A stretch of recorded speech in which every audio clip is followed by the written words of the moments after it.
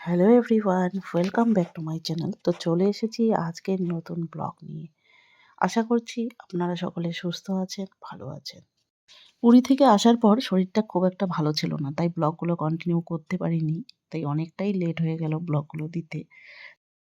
এক এক করে পুরীর ব্লগগুলোও দিয়ে দিব। তো আজকের ব্লগটি এখান থেকেই শুরু করছি। তো আজ মেয়ের বার্থডে। তো যেহেতু পুরীতে গিয়েছিলাম, ওখান থেকে আসার পর মেয়ের বার্থডেটা খুব একটা বড় করে করার ইচ্ছা ছিল না। কিন্তু মেয়ের এত বায়না যে ওর বার্থডে করতেই হবে। তাই আজকে কোনো রকমে ৩০-৪০ জনকে নিয়ে বার্থডেটা সেলিব্রেট করব। আর আমার শরীরটাও খুব একটা ভালো নয়। এইজন্য কাজ করারও খুব একটা এনার্জি নেই।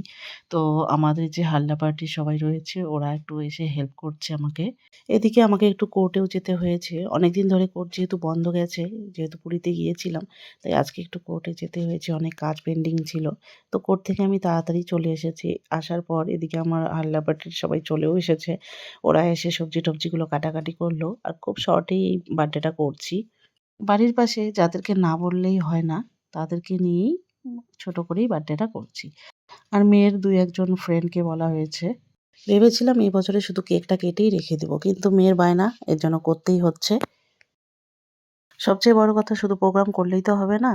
তার জন্য তো লোকগুলোকে বললে তাদের খাওয়ারও ব্যবস্থা করতে হবে। তো সে সমস্ত কাজগুলো করতে গেলে তো লোকের প্রয়োজন। সেই লোকটাই আমাদের অভাব। রান্নাটা না হয় কেউকে দিয়ে করিয়ে নিলাম। কিন্তু তারপরে তো পরিবেশন রয়েছে। এই সমস্ত কিছুর জন্য তো লোকের দরকার। কিন্তু এই সমস্ত কিছু কাজ করার মতো লোকই নেই। তো যাই হোক, হাল্লা পার্টির মেম্বাররা এসে আমাকে উদ্ধার করে দিল। এমনিতে যেকোনো প্রোগ্রামেই আমার ননদই করে থাকে সমস্ত কাজকর্ম। কিন্তু ৫-৬ মাস হলো আমার ননদই অসুস্থ। ও নিজের কাজই ঠিকমতো করে না। তো আর এই প্রোগ্রামের কাজ কি করবে? তবুও ও যতটুকু পেরেছে করেছে। এই সমস্ত প্রোগ্রামের আমাদের ওই সমস্ত কিছু করতো। রান্নাবান্না থেকে শুরু করে সমস্ত কাজই ও করত। তো এখন এদিকে চলছে কেক কাটার পর্ব। কেক কাটার পর্ব হয়ে গেলে সবাইকে খেতে দেওয়া হলো।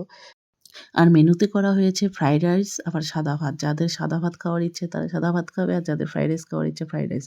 আর ফ্রাইড রাইসের সঙ্গে ছিল এদিকে পনির আলু আর চিকেন। এছাড়াও ছিল চাটনি, মিষ্টি আর আইসক্রিম।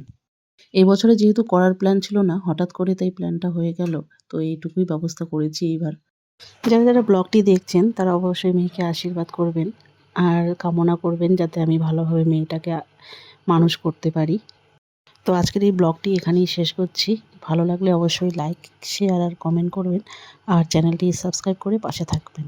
আপনারা সকলে সুস্থ থাকবেন, সাবধানে থাকবেন, ভালো থাকবেন। দেখা হচ্ছে পরের ব্লগে। Tata, bye bye.